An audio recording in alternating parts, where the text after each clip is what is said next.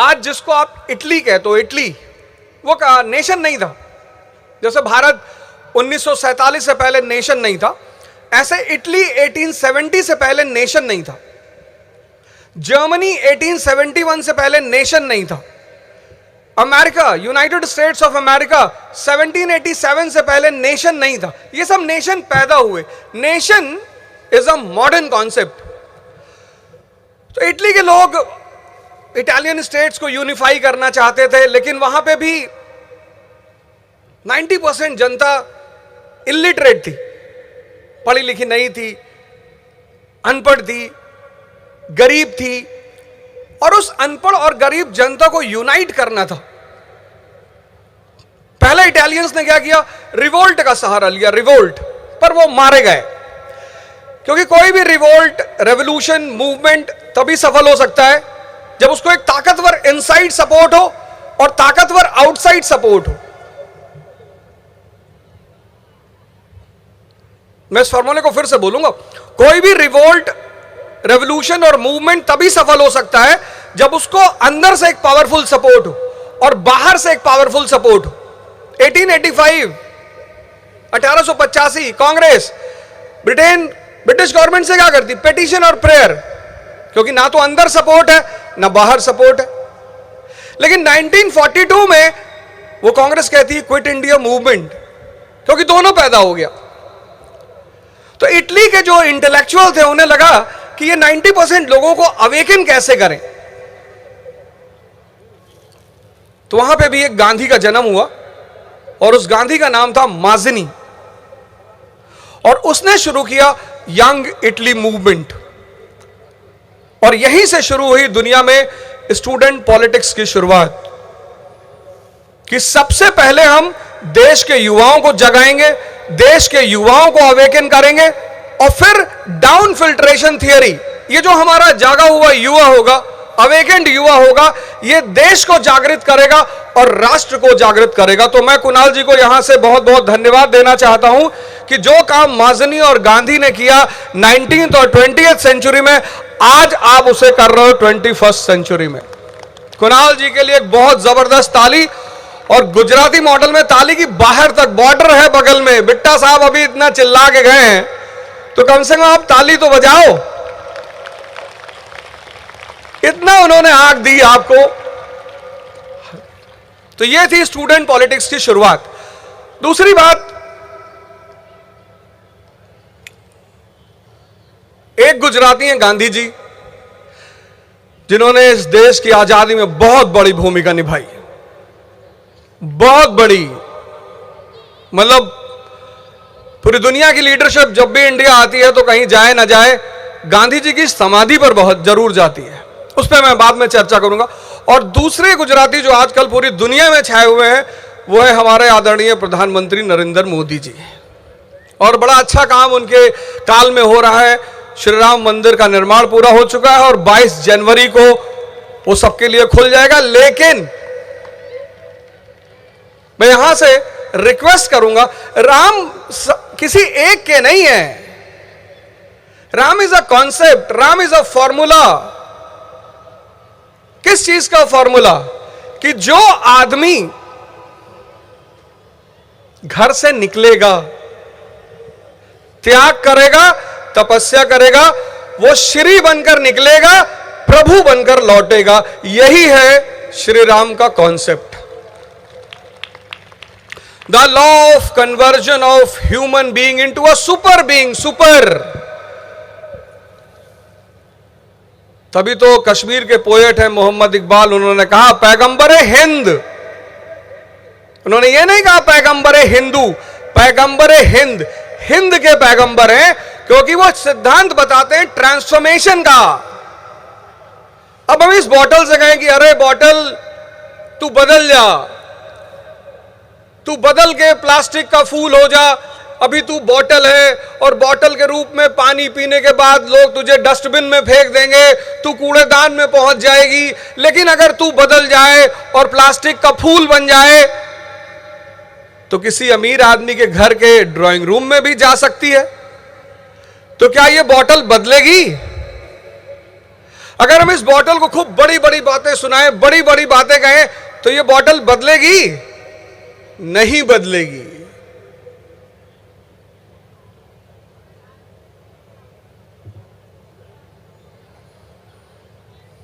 तो फिर बदलने के लिए करना क्या है? सुनता तो बहुत है आदमी। मैं एक सूत्र आपको बता के जा रहा हूं, आप लगा लो।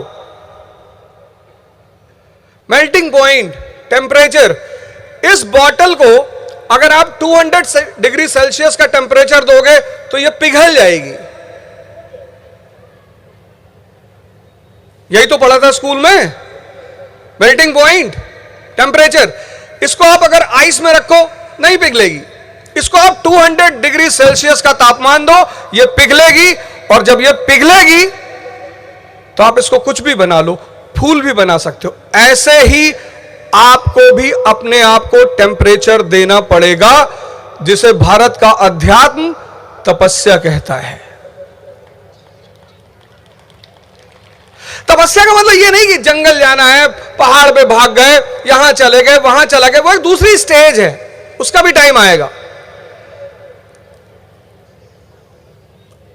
तपस्या करना पड़ेगा, कष्ट देना पड़ेगा। अब चेयर और टेबल पर बैठकर पढ़ने का समय नहीं रहा। अब आप खड़े होकर पढ़ो। ये डाइस, जैसे ये डाइस यहां पर है, ऐसे आप डाइस खरीदो और खड़े होकर पढ़ो 4 घंटे। बहुत सारे पेरेंट्स चाहते हैं कि उनके बच्चे 28 घंटे पढ़ें। 28 घंटे तो कोई पढ़ नहीं पाएगा। जैसे एक पेट हमारा ये है, बेली जिसको हम बोलते हैं, ऐसे एक पेट हमारा ये है। जैसे बेली में आप मैक्सिमम 10 रोटी खा सकते हो, ऐसे यहां भी कुछ मैक्सिमम आप पढ़ सकते हो। कोई 5 घंटे पढ़ सकता है, कोई 6 घंटे, मैक्सिमम 8। जो भी आदमी 18 घंटा चेयर पे बैठ रहा है, उसकी तो प्रतिमा बनेगी, उसकी स्टैचू बनेगी, और एक स्टैचू उसकी तुसाद म्यूजियम लंदन में रखी जाएगी। आप 8 घंटे पढ़ो, लेकिन आप पढ़ने के माहौल में रहो 24 घंटे। मैक्सिमम सेटिंग आप 8 घंटे की करो, 8 आवर्स मैक्सिमम। और जब आप पढ़ने बैठो तो कोशिश करो कि आपका पेट खाली हो। जब पेट खाली होगा तो मन कंट्रोल्ड होगा। इसलिए तो व्रत का कॉन्सेप्ट है। वैसे हमारे देश में तो व्रत भी अलग तरह से मनाया जाता है। लोग व्रत रहते हैं, सुबह 4 किलो आलू देसी घी में फ्राई करके खा गए, 2 किलो फल खा गए, दोपहर में 3 ग्लास जूस पी गए, फिर पॉकेट में ड्राई फ्रूट्स रखे हैं, कह रहे हैं बड़ी बेचैनी महसूस हो रही है, आज दिन भर खाना नहीं खाया। अरे और क्या खाओगे? किसी की जान खाओगे? जब तुम पढ़ने बैठो और तुम अपने मन को अपने पास रखो, उसको रखने का सबसे सिंपल उपाय, सबसे सिंपल, उस वक्त पेट को खाली रखो। जब पेट खाली होगा, मन कहीं नहीं भागेगा। और यही तुम्हारी तपस्या है। तुम्हारी तपस्या हिमालय पे जाने की थोड़ी है। कितना भी मोटिवेशन सुन लो, कितना भी, अगर तुमने तपस्या नहीं की तो तुम अपने आप को बदल नहीं पाओगे। क्योंकि बदलने के लिए टेम्परेचर देना ही पड़ेगा। कोई ऑप्शन ही नहीं, कोई रास्ता ही नहीं है ही नहीं। वो अगर बिना टेम्परेचर दिए बदलने का रास्ता होता तो शाही वर्ग, एरिस्टोक्रेसी हमेशा वही रहती जो प्राचीन काल में थी। अब देखो, इतिहास पढ़ो, कॉमन घर के लोग, कॉमन, हमारे खुद के प्रधानमंत्री कॉमन घर के, जिस देश में आज भी राजा महाराजा एग्जिस्ट करते हैं, उस देश में वो 10 साल प्रधानमंत्री, 15 भी हो सकता है, अभी 24 का चुनाव होने जा रहा है, ऐसा लोग कह रहे हैं। मैं तो जनता जाने, मैं, मुझे नहीं पता, लेकिन उसके पीछे रीजन क्या है? तपस्या। कोई ऑप्शन नहीं, कोई रास्ता नहीं, आप कुछ भी कर लो। और अगर 6 महीने आपने तपस्या कर ली तो ब्यूरोक्रेसी आपके हाथ में, आप आईएएस बनोगे। 6 महीने, 1 साल कर ली एमएलए,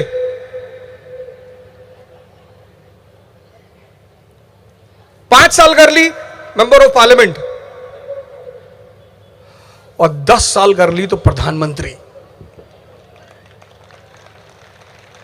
मेरा 8 पूरा हो गया है।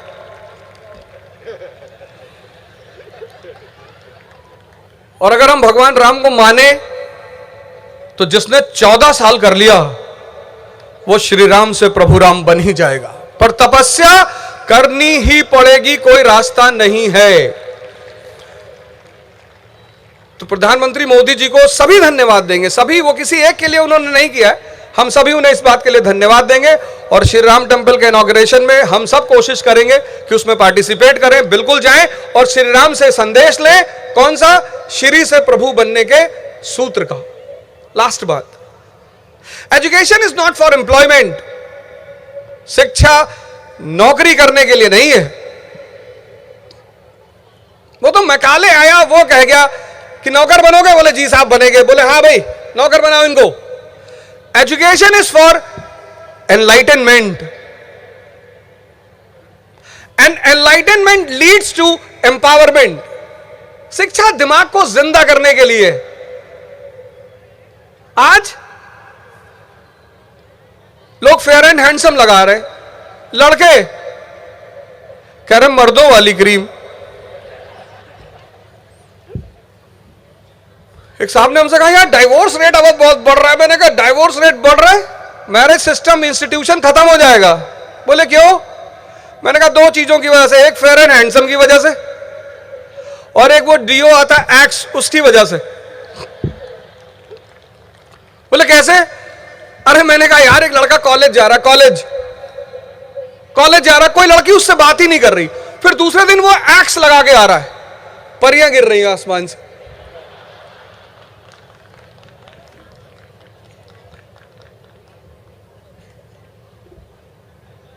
अगर ऐसा होता तो भगवान शंकर अपने शरीर पर भभूत नहीं लगाते, एक्स ही लगाते। एजुकेशन मतलब enlightenment. I am a Complan boy. वो कॉम्प्लेन बॉय वॉशरूम में गया, छिपकली देखी, बेहोश हो गया।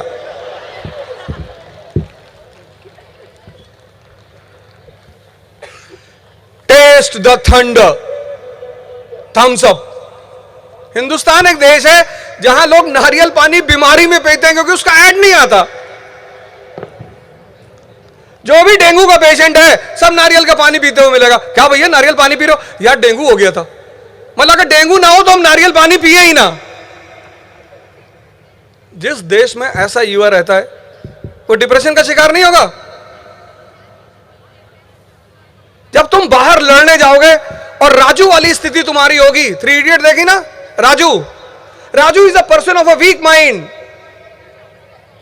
4 कैरेक्टर हैं 3 इडियट में, उसमें से आप राजू को देखो। He is a person of a weak mind, कमजोर दिमाग है, डिप्रेस्ड। 3rd फ्लोर से कूद जाता है वो आदमी।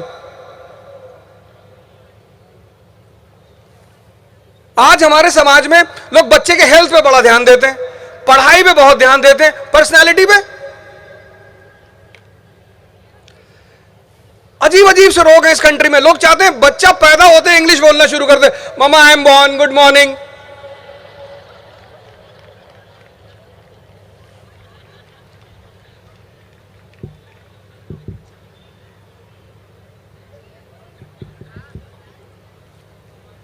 नहीं है, हाँ, बड़ी सीरियस सी बात है, हंसने की बात तो नहीं है पर बहुत सीरियस सी बात है। मेरी सोसाइटी में लोग हैं वो अपने बच्चों के मुझसे बात नहीं करने देते because I speak Hindi in Delhi. Oh, don't talk to this man. You come here. बाबा नो। अरे सही में बाबा हो जाएगा, खत्म हो जाएगा तुम्हारा लड़का, इसको बोलने दो हिंदी में।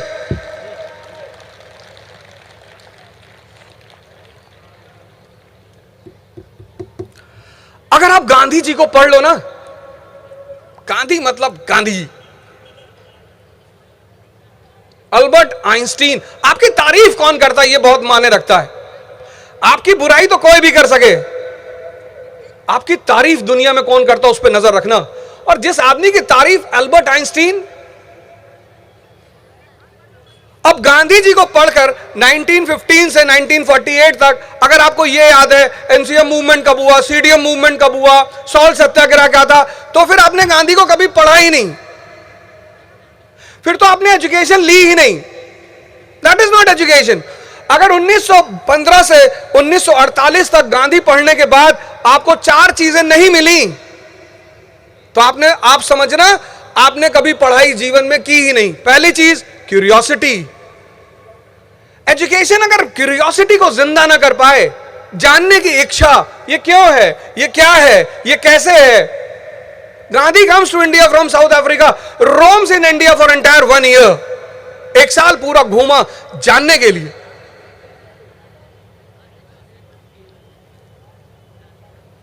क्यूरियोसिटी। आप में से कितने लोग हवाई जहाज पे बैठे होंगे पर आपने कभी कोशिश नहीं की होगी यह पता करने के लिए कि पहली फ्लाइट दुनिया में कहां से कहां तक चली। आपने कभी कोशिश नहीं की होगी जानने के लिए कि पहली बार हवाई जहाज कहां बना। आपकी एजुकेशन आपके अंदर क्यूरियोसिटी डेवलप नहीं कर पाई।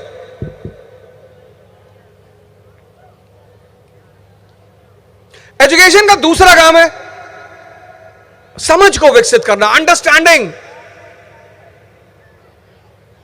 1920 का इंडिया, 1920, भारत राष्ट्र नहीं है। India is not a nation, India is a slave country. Bharat गुलाम है। 90% लोग अशिक्षित हैं, 90% लोग गरीब हैं। बस सोच के देखो, इमेजिन करके देखो, 1920 का इंडिया, 90% गरीब, 90% लोग अशिक्षित, भारत नेशन नहीं है और भारत गुलाम है। और ऐसी परिस्थिति में आपको लोगों को सड़क पर लाना है आंदोलन करने के लिए। आज नहीं ला सकते आप, लेकिन उस आदमी का समझ लेवल बहुत प्यारा है, बहुत। उसको पता है किसी को भी बुलाना हो तो अच्छा बनने की जरूरत नहीं है। जी मैं झूठ नहीं बोलता, बोल नहीं पाते हो जी? नहीं, मैं बोलता नहीं, बोल भी नहीं पाओगे। झूठ बोलना एक आर्ट है, सबसे नहीं हो पाता।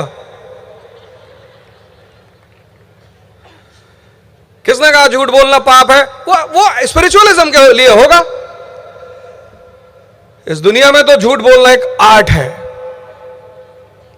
और आर्ट इस तरह है कि तुम साबित कर दो कि यह सूर्य न्यूक्लियर फ्यूजन की वजह से नहीं चमकता, यह अवध ओझा की मंत्र शक्ति की वजह से चमकता है। और 80% लोग मानना शुरू कर दे कि जरूर साहब क्या बात कह दी। छोटे मोटे झूठ नहीं बोलना है कि स्कूल नहीं गए थे तो कह दिए साहब हाथ में दर्द हो रहा है। कुछ नहीं कर पाओगे जिंदगी में।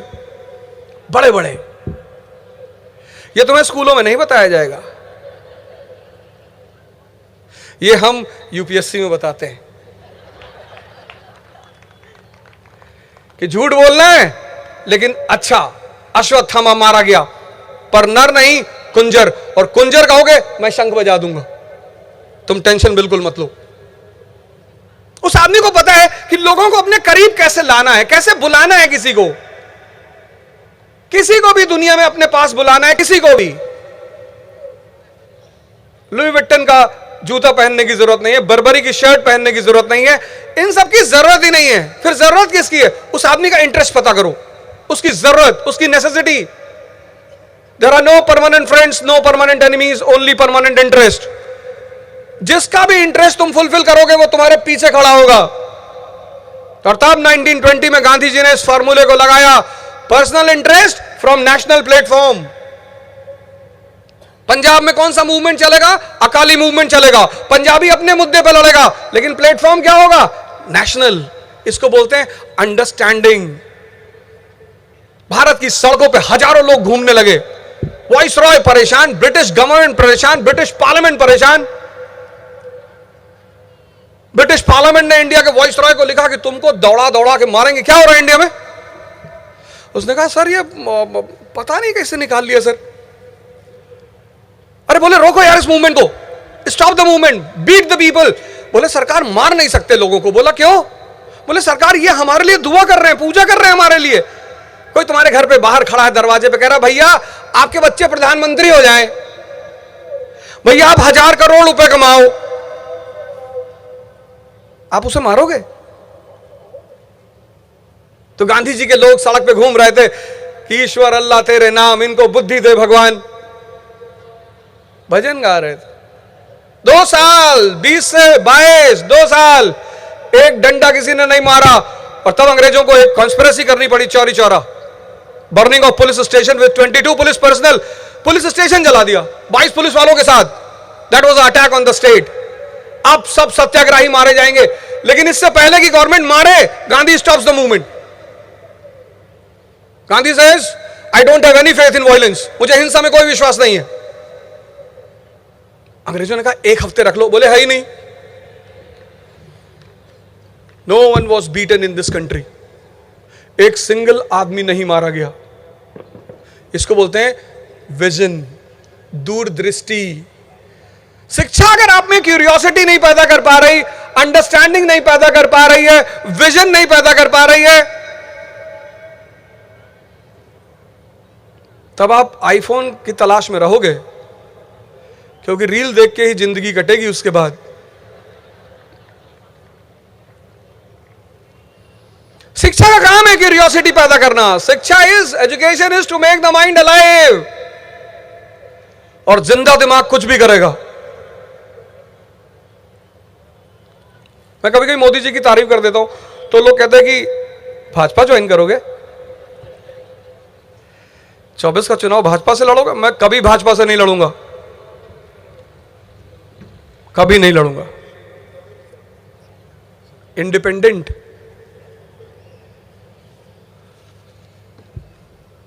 अगर लड़ूंगा तो, वैसे तो लड़ूंगा नहीं, लेकिन कहीं से फंड वंड आ जाए 100-200 करोड़ रुपए तो सोच लेता हूं,